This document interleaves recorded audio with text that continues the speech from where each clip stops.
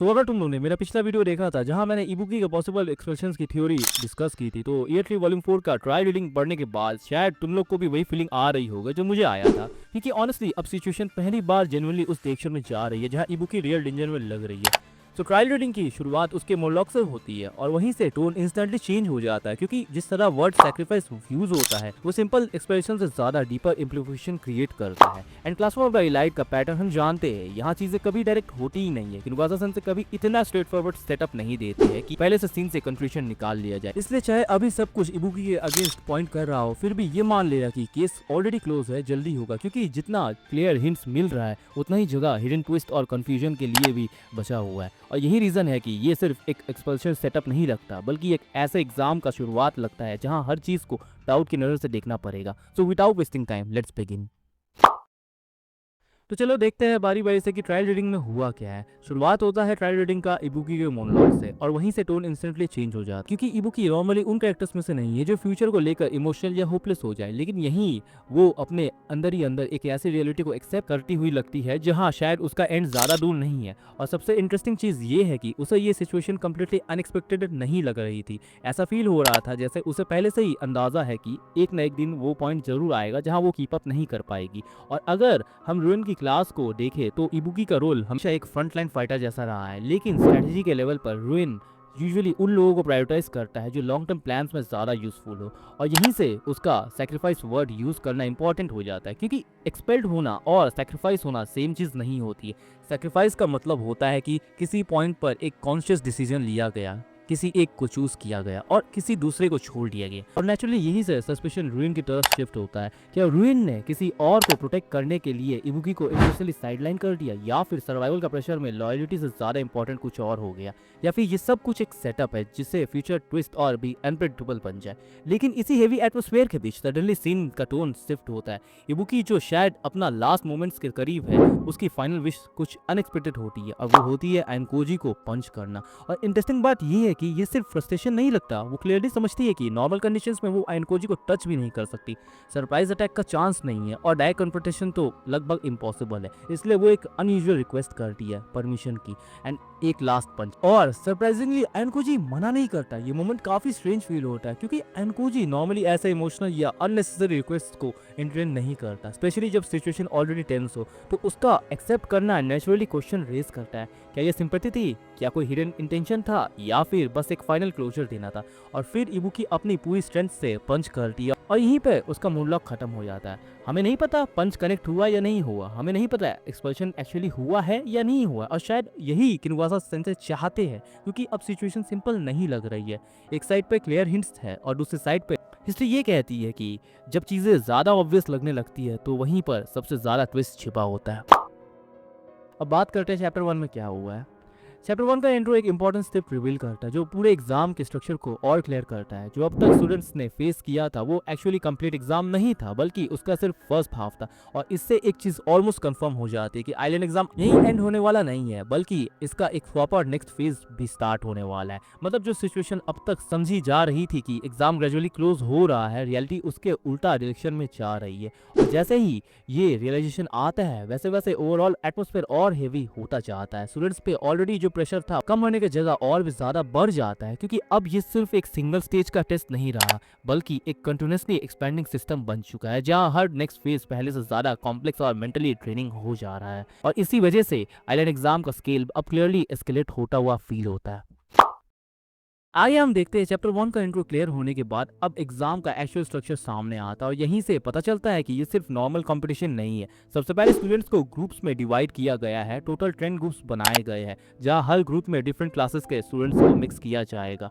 इसका direct impact ये होता है कि किसी भी ग्रुप में पूरे क्लास यूनिटी का कॉन्सेप्ट प्रैक्टिकली ब्रेक हो जाता है। और ग्रुप 10 के केस में सिचुएशन और भी इंटरेस्टिंग है, क्योंकि पास्ट एक्सप्लोजन की वजह से उस ग्रुप के साइज थोड़ा स्मॉलर रहता है कंपेयर टू अदर ग्रुप्स। इसके बाद आता है टोकन सिस्टम, जो इस इंटायर एग्जाम का कोर मैकेनिक है। हर स्टूडेंट को स्टार्टिंग टोकन्स दिए गए हैं और ये नंबर रैंडम नहीं लगते, बल्कि प्रीवियस सर्वाइवल परफॉर्मेंस से डायरेक्टली लिंक्ड है। इस सिस्टम की वजह से एनकोजी के पास 11 टोकन्स है, हाशिमोटो के पास 9, मोशिटा के पास 5 और निशिकावा के पास 2 टोकन्स के साथ वो एग्जाम स्टार्ट करते हैं। मतलब जो जितना ज्यादा सर्वाइव करता आया है उसे उतना एडवांटेज मिलता है। इन टोकन्स को फर्दर डिवाइड किया गया है front tokens and back tokens, and कई जगह ट्रांसलेशन में हेड और टेल टोकन बोला गया है, ठीक है। फ्रंट टोकन्स डायरेक्टली परफॉर्मेंस और चैलेंजेस से आते हैं, जबकि बैक टोकन्स ट्रांसफर के थ्रू चेंज होते हैं। अब मेन ऑब्जेक्टिव सिंपल लगता है, हर स्टूडेंट को एक सर्टेन टारगेट रीच करना है और इसी टारगेट के बेसिस पर ग्रुप्स की रैंकिंग डिसाइड होती है। मतलब इंडिविजुअल परफॉर्मेंस से साथ साथ ग्रुप परफॉर्मेंस भी इक्वली इंपॉर्टेंट होता है और रिवॉर्ड सिस्टम भी इसी स्ट्रक्चर को सपोर्ट करता है। टॉप रैंकिंग ग्रुप को significant amount of private points मिलते हैं जो इंडिविजुअल स्टूडेंट्स के लिए डायरेक्ट बेनिफिट है। साथ ही क्लास पॉइंट का एंगल भी ऐड होता है, जहां ग्रुप परफॉर्मेंस इनडायरेक्टली पूरे क्लास की पोजीशन इफेक्ट करता है। इसके अलावा इंडिविजुअल रिवॉर्ड्स भी एग्जिस्ट करते हैं जो कंपटीशन को और इंटेंस बना देता है। लेकिन जितना रिवॉर्ड सिस्टम अट्रैक्टिव लगता है उतना ही डेंजरस पेनल्टी सिस्टम भी है। अगर किसी स्टूडेंट के टोकन 0 हो जाते हैं तो वो इमीडिएटली एक्सपेल्ड हो जाता है। और सिर्फ यही नहीं, अगर एग्जाम के एंड पर किसी स्टूडेंट के पास सबसे कम टोकन्स होते हैं तो वो भी एक्सपेल्शन रिस्क में आ सकता है। इसका मतलब हर स्टूडेंट कंटिन्यूसली सेफ नहीं है, चाहे वो एक्टिवली पार्टिसिपेट कर रहा हो या ना कर रहा हो। और इस सिस्टम को और कॉम्प्लेक्स बनाता है टोकन ट्रांसफर मैकेनिज्म। स्टूडेंट्स अपने टोकन्स फ्रीली एक्सचेंज कर सकते हैं, लेकिन उसके लिए उनके रिस्ट वॉचेस को क्लोज कॉन्टैक्ट में लाना पड़ता है और पिन वेरिफिकेशन भी रिक्वायर्ड होता है। डिस्टेंस और कम्युनिकेशन भी कंट्रोल में है, जहां कॉल्स और ट्रैकिंग दोनों टोकन्स कॉस्ट करते हैं। मतलब हर इंटरेक्शन एक कैलकुलेटेड एक्सपेंस बन जाता है। ओवर स्ट्रक्चर देखकर क्लियर हो जाता है कि ये एग्जाम सिर्फ नॉलेज या टीम वर्क का टेस्ट नहीं है, बल्कि एक ऐसा सिस्टम है जहां हर डिसीजंस का डायरेक्ट इम्पैक्ट सर्वाइवल और एलिमिनेशन पर पड़ता है। एंड एक और चीज़ मैं मेंशन करना चाहता हूँ, अगर तुम लोग चाहते हो कि मैं एग्जाम रूल्स को इन डिटेल एक्सप्लेन करूँ तो उसके लिए तुम लोग कमेंट सेक्शन में ज़रूर बताना, मैं इसके लिए एक सेपरेट वीडियो बना दूंगा। अब आगे बढ़ते हैं। अब बात करते हैं एनकोजी ग्रुप का। एनकोजी है ग्रुप 3 में, एंड एनकोजी का ग्रुप का स्ट्रक्चर भी इस एग्जाम का एक इंपॉर्टेंट एंगल रिवील करता है, क्योंकि यहाँ सिर्फ रैंडम ग्रुपिंग नहीं हुई है बल्कि काफी कैलकुलेटेड मिक्स दिख रहा है। उसके ग्रुप में इबुकी, कुशिदा, कात्सुरागी, ईके, शिनोहारा और मोइशिता जैसे स्टूडेंट्स इंक्लूड है। हर एक का अपना अलग बैकग्राउंड और बिहेवियर पैटर्न है, जिससे ग्रुप के अंदर ऑलरेडी एक नेचुरल इम्बैलेंस क्रिएट हो जाता है। एंड एक इंटरेस्टिंग बात, भाई मोइशिता का एनकोजी के साथ होना मतलब समझ जाना भाई, वहाँ पे कॉमेडी ना हो ये हो नहीं सकता भाई। मैं बोल रहा हूँ तुम लोग को जाके मोइशिता और एनकोजी के इंटरेक्शंस पढ़ना हो, मैं गारंटी दे रहा हूँ तुम लोग एंजॉय करोगे मोइशिता के जोक्स को। अब आगे पॉइंट पे आते हैं, लेकिन रियल सिर्फ तब आता है जब ईके और शिनोहारा एनकोजी को अप्रोच करते हैं। दोनों सरप्राइजिंगली मैच्योर बिहेवियर दिखाते हैं और डायरेक्टली कोऑपरेशन और टीम वर्क की बात करते हैं। नॉर्मल सिचुएशन में ये एक पॉजिटिव स्टार्ट होता है, लेकिन एनकोजी का रिस्पॉन्स कंप्लीटली डिफरेंट होता है। वो उन्हें डायरेक्टली इग्नोर करता है और क्लियर स्टेटमेंट देता है कि वो उन्हें ग्रीट करने लायक भी नहीं समझता। और ये मोमेंट इंटेंशनली हार्श फील होता है, क्योंकि एनकोजी कुशिदा और मीचन को काफी अच्छे से ग्रीट करता है। अब यहाँ पे क्वेश्चन ये नहीं उठता कि क्या ये सिर्फ एरोगेंस है या फिर एक कैलकुलेटेड मूव है। पॉसिबिलिटी ये भी हो सकती है कि एनकोजी डिलिबरेटली अपने ग्रुप के अंदर हॉस्टिलिटी क्रिएट कर रहा हो ताकि इमोशनल यूनिटी ब्रेक हो जाए और लोग इंडिविजुअली एक्ट करने लगे। ऐसे एनवायरनमेंट में मैनिपुलेशन और कंट्रोल दोनों इजियर हो जाते हैं। और इसी के साथ एक और इंपॉर्टेंट डिटेल भी कनेक्ट होती है। एनकोजी इनिशियली रेन को अपने ग्रुप में चाहता था, क्योंकि रेन जैसा अनप्रेडिक्टेबल और स्ट्रेटेजिक माइंड उसके लिए कंट्रोल और ऑब्जर्वेशन दोनों का पर्सपेक्टिव यूजफुल हो जाता है। लेकिन सिचुएशन उस डायरेक्शन में नहीं गई और अब जो ग्रुप स्ट्रक्चर बना है वो एनकोजी के कंट्रोल से ज़्यादा अनप्रेडिक्टेबल वेरिएबल्स से फील लगता है। अब एक और इंपॉर्टेंट चीज मैं तुम लोगों से शेयर करना चाहता हूँ। रूल्स को समझने के बाद एनकोजी के एनालिसिस में एक और अनइजी लेयर सामने आती है, जो सरफेस लेवल पे जितनी सिंपल लगती है असल में उससे वो काफी ज्यादा डीपर फील होता है। एक पॉइंट पर एनकोजी अपने माइंड में ये ऑब्जर्व करता है कि जो मेन एक्सप्रेशन कंडीशन देख रहा है यानी 0 टोकन्स, वो शायद फाइनल लिमिट नहीं है। उसके आगे भी कोई और हिडन पॉसिबिलिटी हो सकती है जो सिचुएशन को और भी डेंजरस बना देती है। और सबसे इंटरेस्टिंग बात यह है कि इस थॉट को डायरेक्टली एक्सप्लेन नहीं किया गया है, बस उसका इंटरनल रीजनिंग से ये सेंस होता है कि सिस्टम के अंदर अभी भी कुछ लेयर्स फुल्ली रिवील नहीं हुए हैं। और ऐसे भी क्लासरूम ऑफ द इलाइक का पैटर्न एनकोजी बहुत अच्छे से समझता है। यहाँ रूल्स कभी कंप्लीटली रिजिड नहीं होते, जो चीज़ें बाहर से क्लियर लगती है वही एग्जीक्यूशन के टाइम पे एम्बिग्यूटी क्रिएट कर देती है। इसलिए एनकोजी के पर्सपेक्टिव से भी ये एग्जाम सिर्फ सर्वाइवल या परफॉर्मेंस का टेस्ट नहीं है, बल्कि एक ऐसा सेटअप बन जाता है जहाँ अंडरस्टैंडिंग और इंटरप्रिटेशन ही रियल एडवांटेज डिसाइड करती है। और इसी कंक्लूजन तक वो पहुँचता है कि आगे जाके सिचुएशन और कॉम्प्लेक्स होने वाली है, जहाँ रूल्स खुद एक वेपन की तरह टर्न हो सकते हैं। अब बात करते हैं स्टाइल रीडिंग का सबसे हॉट टॉपिक पे। एंड आई नो तुम लोग भी इसका वेट्स बहुत देर से कर रहे हो, एनकोजी और हियोरी मोमेंट। एनकोजी का फोकस जब बार बार हियोरी की तरफ शिफ्ट हो रहा था तो सब्जेक्ट चेंज इमीडिएटली फील होने लगता है।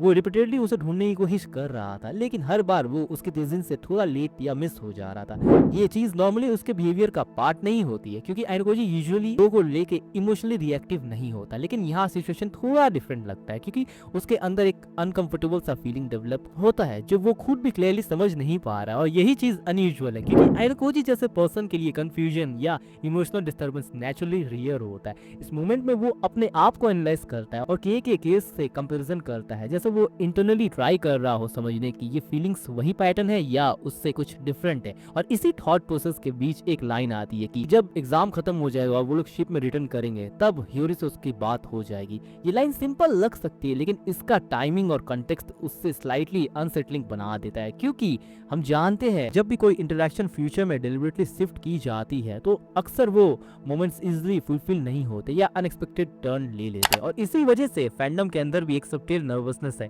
क्योंकि ह्यूई का कंसिस्टेंटली फोकस में आना और एनकोजी का अनयूजुअल इमोशनल अवेयरनेस दोनों मिलकर एक ऐसा सिग्नल क्रिएट करता है जो सिंपल फ्रेंडशिप से ज्यादा कॉम्प्लेक्स डायरेक्शन की तरफ पॉइंट करता है। तो अब कंक्लूजन में आते हैं। ट्रायल रीडिंग को देखकर ही एक चीज क्लियर हो जाती है कि सिचुएशन ऑलरेडी कंट्रोल्ड कियोस बन चुकी है। हर डायरेक्शन में एक्सप्रेशन का प्रेशर फील होता है और हर इंटरेक्शन के पीछे बिट्रेयल का पॉसिबिलिटी छिपा हुआ लगता है। इमोशनल स्टेबिलिटी यहाँ ऑलमोस्ट एग्जिस्ट नहीं करती है और जो अब तक सामने आया है वो सिर्फ शुरुआत लगता है क्योंकि ये सिर्फ ट्रायल रीडिंग का फर्स्ट पार्ट है और अगला पार्ट 18 को रिलीज होने वाला है, जबकि फुल वॉल्यूम 24 मई को ड्रॉप होगा। मतलब अभी जो कंफ्यूजन और टेंशन बिल्ड हो रही है वो और भी एक्सपेंड होने वाली है। और अगर करंट डायरेक्शन में देखा जाए तो क्लियर है कि फुल वॉल्यूम में सिचुएशन और ज्यादा डार्क और अनप्रेडिक्टेबल हो सकती है। हर रूल, हर इंटरेक्शन और हर डिसीजन आगे जाके एक और ट्विस्ट ट्रिगर कर सकता है। इसलिए ये आयरन एग्जाम अभी खत्म होने के करीब नहीं लगता, बल्कि अभी तो इसका असली साइकोलॉजिकल फेस शुरू हो रहा है। सो ईयर 3 अब कंपटीशन नहीं रहा है, सर्वाइवल साइकोलॉजी बन चुका है। एंड इसी के साथ ट्राई वर्जन यहाँ पे खत्म होता है। मैं ज़्यादा कुछ बोलूँगा नहीं, पार्ट 2 और फुल वॉल्यूम जब आएगा तब बात करेंगे इन डिटेल हम इनके बारे में, लेकिन आज के लिए इतना ही रखते हैं। तुम लोग अब मुझे बताओ कमेंट सेक्शन में ये तुम्हें क्या लगता है इस ट्रायल रीडिंग को पढ़ के। एंड इसी के साथ आज की वीडियो को नहीं करते हैं रैप, मिलते हैं नेक्स्ट वीडियो में। Till then Radhe Radhe, take care, bye bye.